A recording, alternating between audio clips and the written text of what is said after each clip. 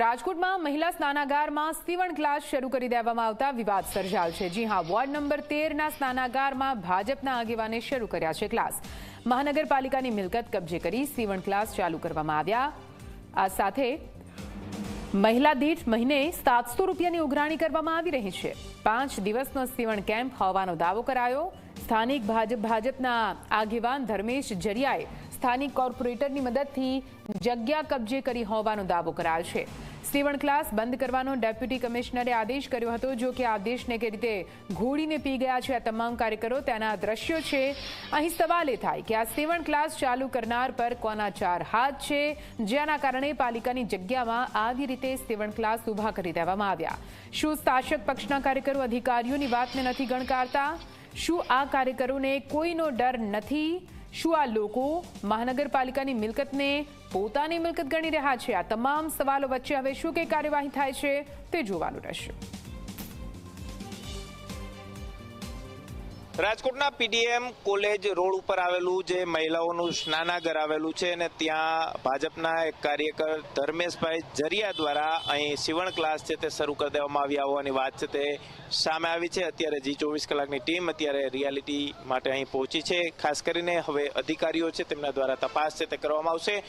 જે રીતના આપ દ્રશ્યોની અંદર જોઈ શકો છો કે અત્યારે આ જે વિસ્તાર છે તે આ આખું જે સ્નાનાગર હતું અને તેની અંદર અત્યારે આ જે સીવણ ક્લાસ ધર્મેશભાઈ કઈ રીતના આની અંદર સીવણ ક્લાસ ચાલુ કરવાની વાત સામે આવી છે, શું હકીકત? અરે અહીંયા અમારે સોસાયટી દ્વારા ઘણા વર્ષોથી આ સ્નાનાગરનું દેખભાળ રાખવામાં આવે છે। આ સ્નાનાગરમાં અમે 5 દિવસે સીવણ કેમ્પનું આયોજન કરવામાં આવેલું હતું। એ સીવણ કેમ્પ બાબતે અમે રાજકોટ મહાનગરપાલિકામાં કમિશનર સાહેબને લેખિત અરજી કરવામાં આવેલી હતી। જે અરજીના અમે 5 દિવસના કેમ્પના પ્રથમ દિવસ ગઈકાલે હતો। એ કેમ્પ બાબતે કાલે હજી પ્રથમ દિવસ અમે સેટઅપ કરતા હતા, બરાબર। ત્યારે 2 વ્યક્તિઓ દ્વારા અમને એવું કહેવામાં આવેલ કે ભાઈ અમે નામી પત્રકાર છીએ, તમે અહીંયા ધંધો કરો છો। અમે અહીંયા કોઈ પણ પ્રકારનો ધંધો કરતા નથી। કોઈ એમ કહે કે અમારી પાસેથી પૈસા લીધા એનો પ્રૂફ લેતા હો।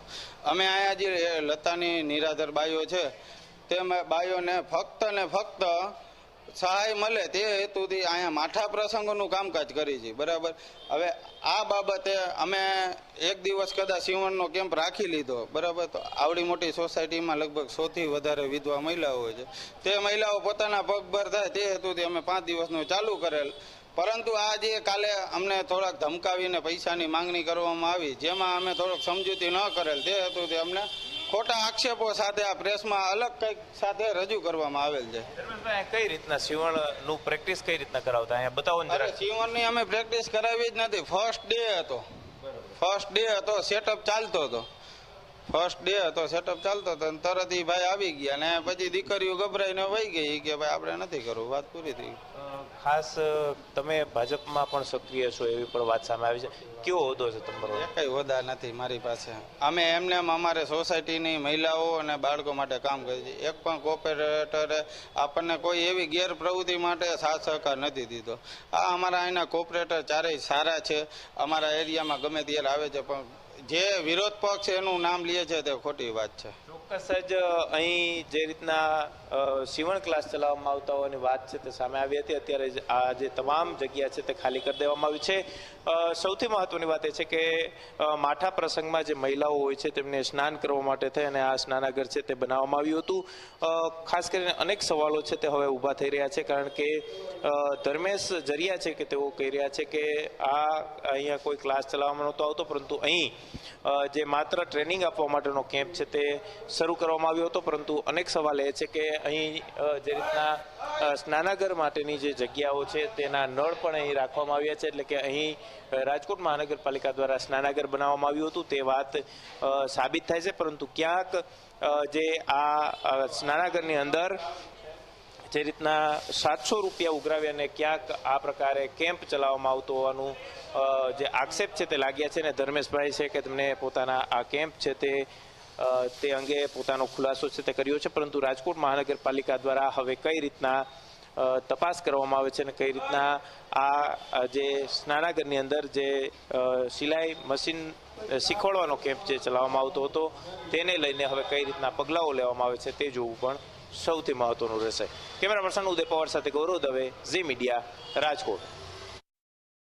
આ એક કોર્પોરેશનની જગ્યા છે. આ કોર્પોરેશનની જગ્યાની અંદર પણ કોઈ પણ વસ્તુ કોર્પોરેશનની મંજૂરી લીધા વગર પેલા તો થઈ શકે નહીં. કોઈ પણ વસ્તુ ચાલુ કરવી હોય તો પેલા કોર્પોરેશનની મંજૂરી લેવી પડે, લેટર આપવો પડે. તો આમાં લેટર આપ્યો નથી અને આ ભારતીય જનતા પાર્ટીના કોર્પોરેટરો કે જે નીચેથી લઈને ઉપર સુધીને જે ભ્રષ્ટાચાર અને પોતાના મળતિયા પોતાના કાર્યકર્તાઓને માટે જો એ લોકો ખોટું ન કરતા હોય તો એને ખાલી કરીને જવાની ક્યાં જરૂર હતી? તો એ ચાલુ રાખે કે કોઈ એને ના પાડતું હતું? એટલે આ એક વ્યવસાય તરીકે આનો ઉપયોગ કરવાનો ચાલુ થઈ ગયો છે. એટલે નાના માણસોને હેરાનગતિ ભોગવવાની. આ માઠા પ્રસંગે નાહવા માટેના સ્નાનાગાર હતા, તો હવે માઠો પ્રસંગ બને તો લોકોને નાહવા જવું હોય તો ક્યાં જાય? અહીંયા સીવણ ક્લાસ ચાલુ કરી દીધા તો આ વસ્તુ ખોટી છે. અને કદાચ એ ચાલુ કરવાનું હોય તો કોર્પોરેશનની મંજૂરી લેવી પડે. અને હવે સવાલ ઉઠવા સ્વાભાવિક છે કે આખરે આ પ્રકારે કેવી રીતે કોની મંજૂરીથી આ સીવણ ક્લાસ ચાલુ થઈ ગયા છે, કોના ચાર હાથ છે, કોણ મનપાની મિલકતને પોતાની મિલકત સમજી રહ્યું છે, આ કયા કાર્યકરો છે, આ કયા નેતાઓ છે જે સ્નાનાગારમાં સીવણ ક્લાસ ચાલુ કરાવી રહ્યા છે, કોણે આ સ્નાનાગાર પર કબજો જમાવી લીધો છે. ડેપ્યુટી કમિશનરે આદેશ આપ્યો છે તો ડેપ્યુટી કમિશનરના આદેશનું પાલન કેમ નથી કરવામાં આવી રહ્યું? ડેપ્યુટી કમિશનરના આદેશોનું પણ શું કોઈ ડર નથી રહ્યો? આખરે જવાબદારો સામે શું કોઈ પગલાં લેવામાં આવશે તે સવાલ પણ ઉઠી રહ્યા છે. કેમ કે સીવણ ક્લાસ કોઈ રામ ભરોસે અથવા માત્ર સેવા માટે નથી કરવામાં આવતા. પર વ્યક્તિ અહીંયા 700 રૂપિયા પણ ઉઘરાવવામાં આવી રહ્યા છે. 5 દિવસનો આ ક્લાસ હોવાનું કહેવામાં આવી રહ્યું છે. સંવાદદાતા ગૌરવ રાજકોટથી જોડાઈ ગયા છે. સીધા ગૌરવ પાસે જઈશું. ગૌરવ, જે રીતે આ પૂરો મામલો સામે આવ્યો છે, સ્નાનાગાર છે મનપાનું, પણ કોઈ પોતાની મિલકત સમજીને અહીંયા સીવણ ક્લાસ ચાલુ કરાવી દે છે. કોણ છે આ કાર્યકરો, કોણ છે આ નેતાઓ, કોના રહેમ નજર હેઠળ આ પ્રકારે મનપાની મિલકત પર કબજો જમાવવાનો પ્રયાસ થયો છે?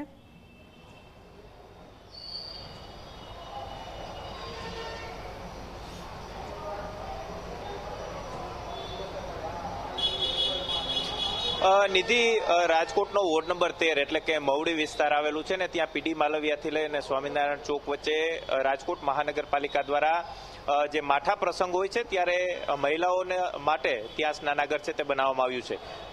છેલ્લા ઘણા સમયથી આ સ્નાનાગર છે તેની અંદર સીવણ ક્લાસ છે તે ચાલતા હોવાની વાત છે તે સામે આવી હતી ને તેના આધારે જ ખાસ કરીને ધર્મેશ જરિયા નામનો જે ભાજપનો જ કાર્યકર છે કે તેમના દ્વારા આ સીવણ ક્લાસ છે તે ચલાવવામાં આવતા હતા.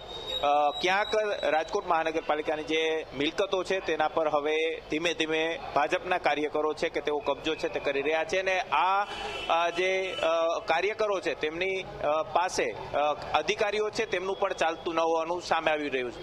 ડેપ્યુટી કમિશનર દ્વારા આ સીવણ ક્લાસ જે જગ્યાએ ચાલતો હતો તે ખાલી કરવાના આદેશ છે તે આપવામાં આવ્યા. તેમ છતાં પણ આ જે સીવણ ક્લાસ ચલાવવામાં આવતા હતા. વોર્ડ નંબર 13ના જે ભાજપના કોર્પોરેટર છે તેમની મીઠી નજર હેઠળ આ સીવણ ક્લાસ છે તે ચાલતા હોવાની વાત છે તે અત્યારે સામે આવી રહી છે. અને પર પર્સન 700 રૂપિયા જેવો ચાર્જ છે તે સીવણ ક્લાસનો વસૂલ છે તે કરવામાં આવતો હતો.